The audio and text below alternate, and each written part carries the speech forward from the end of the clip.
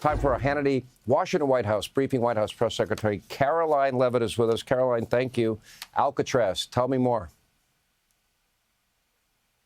Great to see you, Sean. Thank you so much. And this is a phenomenal idea by President Trump that will be executed upon. In fact, I can confirm for you that the White House has already administered calls with the Bureau of Prisons, our counterparts at the Department of Justice, and our counterparts at the Department of Interior, because Alcatraz is now run by the National Park Service. And we know our great Secretary of Interior, Doug Burgum, is in charge of that. So the Bureau of Prisons has already confirmed that they are assessing next steps to reopen this notorious prison.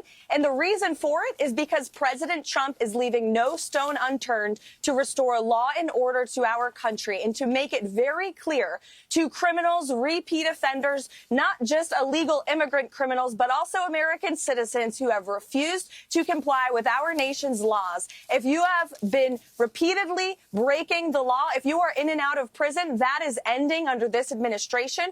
President Trump's team is going to enforce our laws and prosecute you to the fullest extent of the law. So we are absolutely looking into this, assessing next steps, and it's a part of the president's big picture law and order agenda, which is obviously working, especially when you look at the illegal border crossings at our southern border. The border is secure, mass deportations are underway, and law and order is back in America thanks to President Trump. Karoline, what did you and the administration make of the Sinaloa cartel gang member interviewed on CNN? Why would they care what he thinks? Well, it was fascinating to me, Sean. I was actually scrolling on Instagram when I came across this interview, and it stopped me in my tracks, not just because they sat down with a member of a Mexican cartel that is now designated as a foreign terrorist organization by the United States government, but because of the nature of the questions of this notorious foreign terrorist. It was a softball interview giving a platform to a notorious drug cartel that has killed American citizens. I thought it was quite despicable. But again, this is just another reason why the trust in the legacy media is at an all-time low amongst the American public. Well, you know, Karoline, things are changing dramatically inside the press briefing room. You have a lot of new media that you have invited in.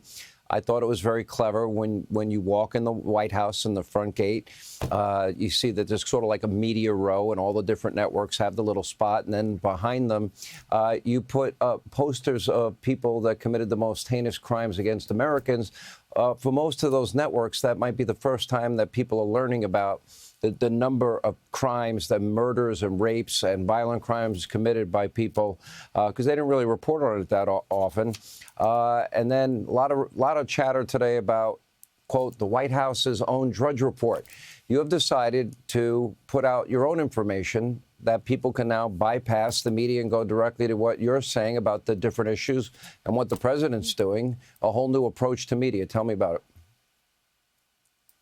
Yeah, absolutely, Sean. And it's because President Trump has revolutionized media and the way Americans consume media. He started this on the campaign when he opened the campaign to social media influencers and podcasters, and he was willing to take that non-traditional media route. And we have continued that effort at the White House. And it's sad, truly, that we have to put mugshots of illegal alien criminals on the front lawn of the White House in order for the mainstream media to actually cover these stories. They should be covering them, but because they do not, we will put them right in their faces. And it drew a lot of attention, as it should. Last week at the White House, I met with angel mothers whose names your audience may not know because they are living in silence. They are living in a tragic circumstance where their children were taken away from them by illegal alien criminals. And no politician, they told me, until Donald Trump cared about their stories, cared about listening to them. So we had them